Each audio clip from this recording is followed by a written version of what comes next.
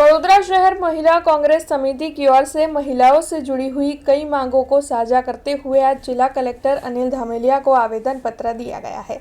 हाथ में poster, banner और प्लेकार्ड्स लिए हुए वडोदरा शहर महिला कांग्रेस समिति की महिलाएं जिला कलेक्टर कचहरी पर पहुंची।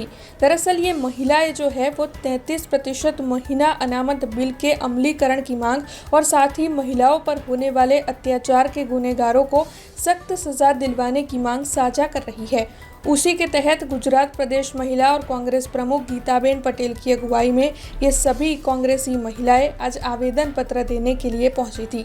तब इन सभी की ओर से अपनी मांगों को साझा करते हुए जिला कलेक्टर अनिल धामेलिया को आवेदन पत्र दिया गया था। आज अमे रजूआत करवा आव्या छे कलेक्टर कचेरी श्रीना त्यां। भारत देश में 33% महिला अनामत बिल संसद में पास थयुं छे, जे संसद अत्यार सुधीमां एने बिलनो अमलीकरण करती नथी।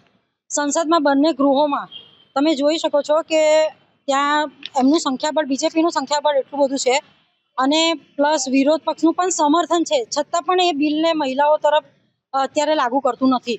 एटला माटे अमे अहींया आजे रजूआत करे छे के ए बिलने तुरंत लागू करे अने महिलाओने एमनो हक मळे।